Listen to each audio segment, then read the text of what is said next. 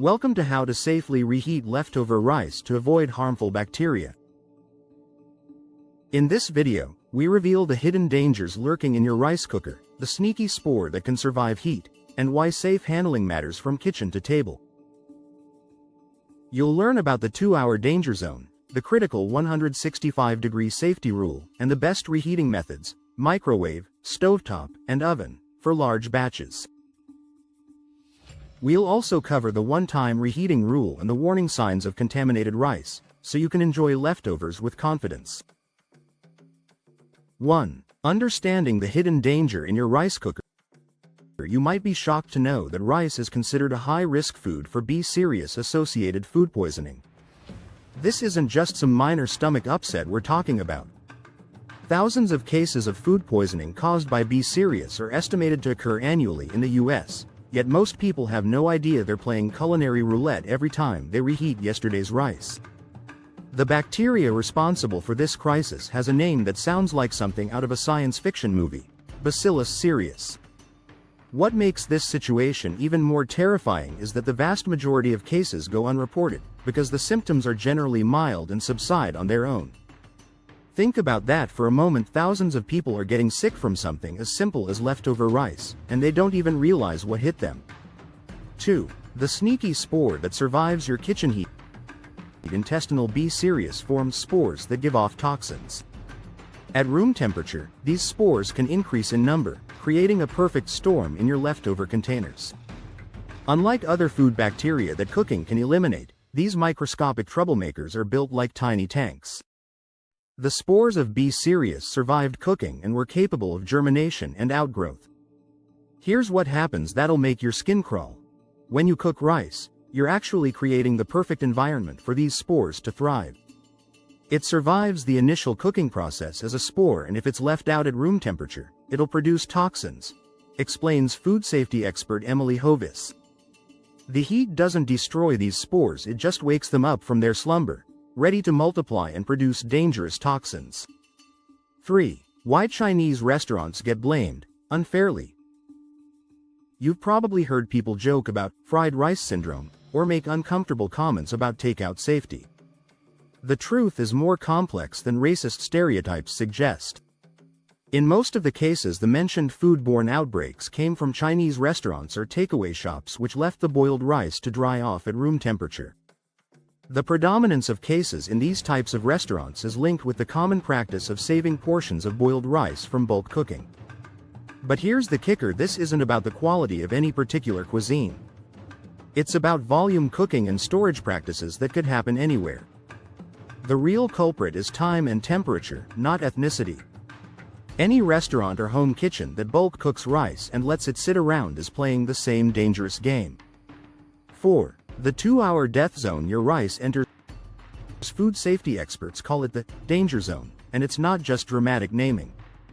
Keep it out of the danger zone between 40 degrees Fahrenheit and 140 degrees Fahrenheit, 4.4 degrees Celsius and 60 degrees Celsius, where bacteria grow rapidly. Think of this temperature range as a bacterial playground where B. cereus throws the wildest multiplication party imaginable.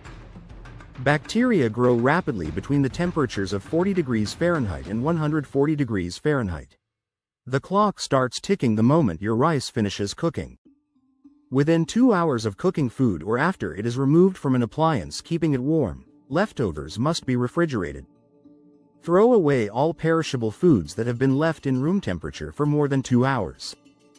If you've ever left rice sitting in your rice cooker all day or overnight, you've potentially created a bacterial bomb. 5. The critical 165-degree safety rule. Here's where the science gets crystal clear, and there's no room for guessing.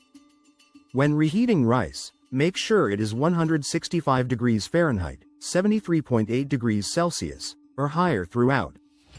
Ensuring that rice reaches at least 165 degrees Fahrenheit, 73.8 degrees Celsius, can minimize the risk of sickness. This isn't a suggestion or rough guideline, it's the temperature that separates safe food from a potential hospital visit. But here's the catch that many people miss: just because your rice feels hot doesn't mean it's reached the safe zone. Heat until the internal temperature of the rice is 165 degrees F. Use a food thermometer to be sure. Visual cues and touch tests simply aren't reliable enough when your health is on the line. 6. Mastering the microwave method safely. The microwave offers the quickest path to safe reheating, but only if you do it right. Using a microwave-safe lid with ventilation for steam to escape, place the pot in the microwave and heat for 3 to 4 minutes, or until piping hot throughout. Make sure the internal temperature of the rice is at 165 degrees Fahrenheit, 73.8 degrees Celsius, or higher. The key is creating steam while allowing excess moisture to escape. It's this delicate balance that transforms cold, hard rice back to its fluffy glory. Don't just zap it and hope for the best. After sprinkling a teaspoon or 2 of water per cup of rice, cover it up and heat for 1 minute. Give it a stir, then continue microwaving in 30-second bursts until it's warmed through. The stirring step is crucial because microwaves create hot and cold spots, and those cold pockets could be harboring dangerous bacteria. 7. The stovetop champion method. Food testing experts consistently rank stovetop reheating as the gold standard for texture and safety. In my tests, I found a number of passable methods for reheating rice. But in the end, my favorite was reheating it on the stovetop with a bit of water. It was fluffy, tender, and perfect. This method gives you complete control over heat distribution and moisture levels. The technique requires patience but delivers restaurant-quality results. In a small pot, I added 2 tablespoons of water to each cup of rice and turned on the stove to low heat. I covered the pot and heated the rice for 5 minutes. The gentle, even heat allows the rice to rehydrate gradually while reaching the critical safety temperature throughout every grain. 8. Oven reheating for large batches. When you're feeding a crowd or dealing with substantial leftovers, the oven becomes your best friend. While this method for reheating leftover rice is a little more time-consuming than others, it produces excellent fluffy rice and is very effective for larger batches of 3 or more cups. The uniform heat of the oven means you don't have to stir the rice occasionally. This hands-off approach lets you focus on other meal preparation while your rice reheats safely. The setup is straightforward but critical to follow precisely. Bake until piping hot, at least 165 degrees Fahrenheit. A 3-cup batch will take 30 minutes.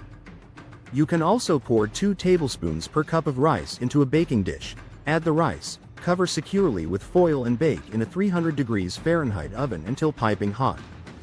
The foil creates a steamy environment that prevents the rice from drying out while ensuring even heating. 9. The one-time only reheating rule. This might be the most important rule to burn into your memory. You should never reheat rice more than once. Each time you reheat rice, you're giving any surviving bacteria another opportunity to multiply and produce toxins. Each time you reheat rice, the risk of bacterial growth increases. When rice is reheated, the heat may not be sufficient to kill all the bacteria, and these bacteria may multiply rapidly, especially when the rice is left at room temperature. While reheating rice once is generally safe, reheating it multiple times increases the risk of foodborne illness. Think of it like a game of bacterial Russian roulette. Every additional reheating cycle adds another bullet to the chamber. The smart approach is to only reheat the portion you plan to eat immediately, leaving the rest safely stored for future single-use reheating sessions. 10. Recognizing the warning signs of contaminated rice. Your senses can be powerful allies in the fight against foodborne illness, but you need to know what to look for. Before reheating, it is a good idea to check the rice for any visible signs of spoilage, such as sliminess, discoloration, or an unusual smell. If leftover rice has these signs, it may be best to throw it out. Trust your instincts. When in doubt, toss it out. However, here's the truly scary part. Be serious. Contamination doesn't always announce itself with obvious warning signs. The bacteria can be present in producing toxins while your rice looks and smells perfectly normal. This is why following proper time and temperature guidelines is absolutely critical. You can't rely on your senses alone to keep you safe.